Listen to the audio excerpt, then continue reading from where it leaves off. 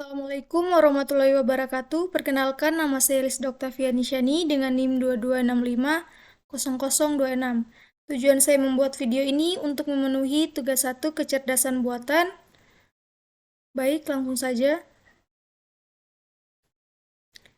Di video kali ini saya akan membahas tentang definisi kecerdasan buatan serta cabang kecerdasan buatan. Masuk di definisi kecerdasan buatan diartikan sebagai kecerdasan yang dibuat, atau AL merupakan ilmu yang berfokus pada pengembangan sistem komputer yang mampu berpikir dan menimbang tindakan yang akan diambil serta melakukan tugas-tugas seperti yang dilakukan oleh manusia. Pada tahun 1916, kecerdasan buatan atau AL merupakan kawasan penelitian, aplikasi, dan instruksi yang terkait dengan pemrograman komputer untuk melakukan sesuatu hal yang dalam pandangan manusia adalah cerdas.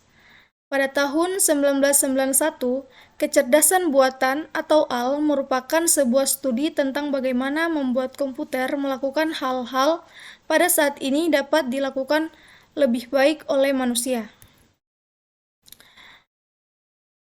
Tujuan dan arah kecerdasan buatan pun terbagi menjadi dua. Yang pertama, mengembangkan metode dan sistem untuk menyelesaikan masalah AL dengan mengikuti cara manusia menyelesaikannya. Yang kedua, mengembangkan metode dan sistem untuk menyelesaikan masalah AL untuk melakukan pemodelan cara berpikir manusia atau bekerjanya otak manusia. Kelebihan kecerdasan buatan pun terbagi menjadi 5. Yang pertama, lebih bersifat permanen.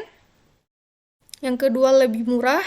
Yang ketiga, bersifat konsisten dan teliti karena kecerdasan buatan adalah bagian dari teknologi komputer.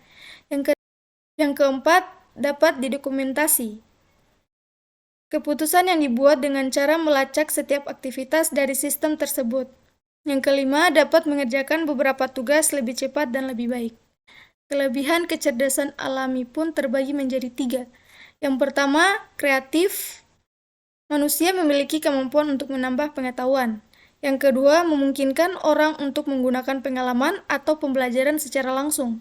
Yang ketiga, pemikiran manusia dapat digunakan secara luas. Cabang ilmu kecerdasan buatan. Yang pertama, sistem pakar atau expert system. Sistem yang dirancang untuk dapat menirukan keahlian pakar dalam menjawab pertanyaan dan memecahkan suatu masalah. Contohnya, sistem pakar untuk mediogenis penyakit mata. Yang kedua, pengolahan bahasa alami atau natural language processing. Program yang dimiliki kemampuan untuk memahami bahasa manusia, bentuk representasi dari suatu pesan yang ingin dikomunikasikan antar manusia. Contoh Google Translate. Yang ketiga, pengenalan ucapan atau speech recognition. Pengembangan teknik dan sistem yang memungkinkan komputer untuk menerima masukan berupa kata yang diucapkan. Contohnya alat bantu dengar. Yang keempat, robotika dan sistem sensor atau robotic and sensory system. Sistem robot dan sensor yang dapat digunakan untuk menggantikan kinerja manusia secara otomatis.